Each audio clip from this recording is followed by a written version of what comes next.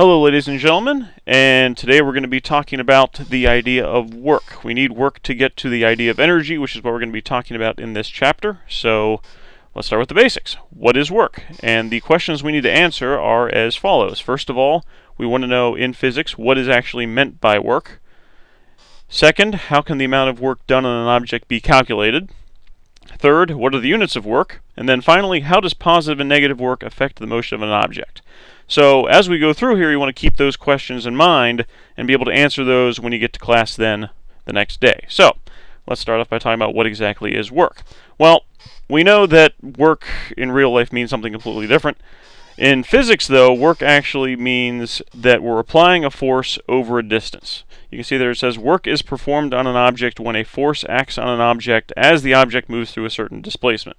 So we're exerting a force, and that force is pushing the object forward, or it could be actually resisting the object as it moves against it. We'll talk more about that later.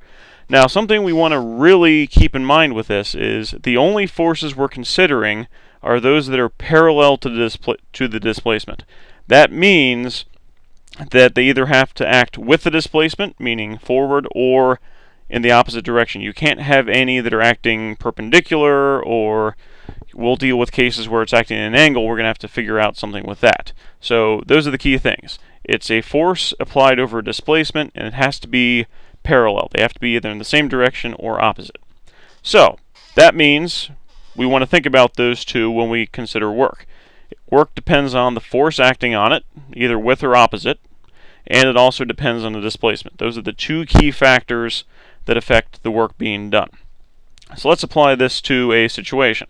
So let's say we're pushing a box. We have a box, we're just going to push it across a horizontal surface. Let's say friction is present. So you can see our free body diagram there. So what I want to consider are what forces are actually doing work and what forces are not doing work. Well, the forces that are doing work are those that are going to be acting in the same plane parallel to the displacement. So let's say we're pushing this box from left to right. So in that case, the forces that are doing work are the push force and the kinetic frictional force. Both of those forces are parallel to the displacement. We're pushing the box from left to right, so since the displacement is completely horizontal, the push force and the kinetic force are going to be the forces that do work. Now, as for the normal force and gravity, those are not going to do any work. The reason being, they are not parallel to the displacement. Instead, they're perpendicular. So they're not going to do any work because they don't fit our definition. For work to be done, the force has to be applied over a displacement, and they have to be parallel. You need to keep those things in mind. Now, all forces do work, but we typically want to consider what's the net work being done, because that's going to be important when we talk about energy here coming up in the next section.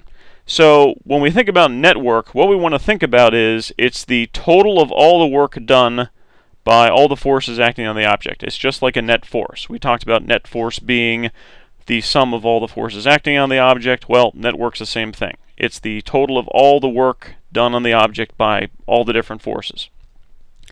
So we can either go about finding out the work done by every force individually, which can be a pain, or if we know the net force, we can do it that way. We can consider just the net force acting on the object and look at how that works with the displacement.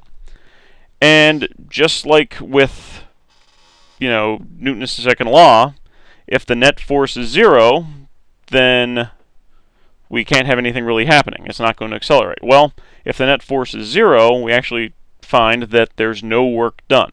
So that's something you want to watch out for, especially when we get to problem solving and looking at various situations. If the net force is 0, and again, keywords being it's at rest, keywords being that it's moving at a constant velocity, there's not going to be any work done.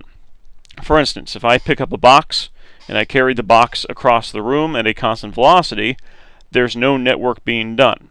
Sure, I'm pushing the box with a certain force, and there's other forces acting in the box as well, but there's not going to be any work done because the net force is 0. So, just something to keep in mind. So, how do we figure out the equation for work? Well, the equation for work is based on force and displacement, so it would make sense that those are in there. And the key thing is, again, we want that component of the force that's parallel to the displacement. So if you notice there, we have that the work done is F cosine theta times d, or if we were thinking about the net force, it's the net force times cosine theta of d. So F is just going to be our force. Cosine of theta is important. That's going to give you that parallel component of the force. So if they're parallel already, it's either going to be 0 or 180. 0 degrees indicating it's the same direction. 180 degrees means it's the complete opposite direction. If it's anything between the two, you're going to actually be getting the horizontal component of that force. That's just going back to breaking a vector into components. We talked about that previously. Same idea here. D is our displacement, and then W is the work done. So that's the equation we're going to be using to find work. We're going to be doing a lot of practice in class figuring out how to find work and how we're going to use this equation to solve for different things. So, with that in mind, let's talk about units. We have units as always, so we need to figure out what it is for work. Well, we have force and distance. So, if we're thinking about that, we need to think about our unit of force, which is newtons, our unit of length, which is meters. So, thus, work is measured in units of Newton meters. But nobody really liked that unit, so instead they decided to rename it, and in the SI system we call a Newton meter a joule of work, and we symbolize a joule with just a capital J. Now, the joule is actually named after a scientist. In fact, it's the British physicist James Joule, and he worked on a lot of things in terms of energy and heat and electricity. So his name will be popping up again later on, but that's how we're going to name work. We're going to name work in terms of units of joules. And 1 joule is 1 Newton meter, so that you can use one in place of the other, and that'll be very helpful when it comes to problem solving and figuring out our ending units. Now, we have the equation, we have the units. Let's talk about sign. First of all, work is a scalar quantity. That means we don't have to worry about whether it's east, west, north, or south, or above the horizontal, below the horizontal, anything like that. Don't need to worry about it. Instead, we're only concerned if it's positive or negative. And the way you figure that out is based on how the force and the displacement are related to each other. If they are in the same direction, that means positive work is being done. So, as you can see there in a little diagram, let's say that box is moving from left to right, and it's being pushed from left to right. In that case, the force and the displacement are in the same direction. That means positive work is being done. And we'll talk about what that means here in a second. On the other hand, if the force is acting in one direction and the displacement is in the opposite direction, that means negative work is being done. For instance, let's say you have a box sliding across a rough surface. Well, friction's acting there, and friction is going to act opposite the motion. Friction actually does negative work because the force is acting in the opposite direction of our displacement. So you want to be able to identify when positive work is done and negative work is done, and the way to do that is to just look at how the force and the displacement are actually directed. So let's talk about what that means. What's positive and negative work mean? Well, it turns out that whenever work is done, we're really changing the motion of the object. So we have to think about, how's it changing? Well, if positive work is being done, we're pushing the object in the same direction as the displacement. And if we think about that, that would mean it's going to be getting faster. So as a general rule, when positive work is done, the object is going to be speeding up.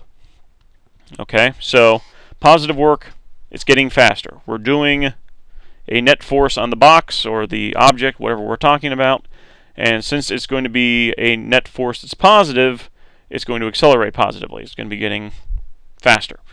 Now, on the other hand, if negative work is done, that means that we're actually resisting the motion. We're pushing against it. Think back to friction. Friction does negative work, as we just said. Friction is going to act opposite the motion. It's going to be slowing it down. So that's a rule for negative work. If it's negative work being done, the object's going to be slowing down. Alright, so that was just our brief discussion of the concept of work. You want to be able to answer these questions in class. What do we mean by work? How can we calculate the amount of work done? We're going to be doing more with that over the next few days. What are the units of work? And then how does positive and negative work affect the motion of an object? Thank you for listening.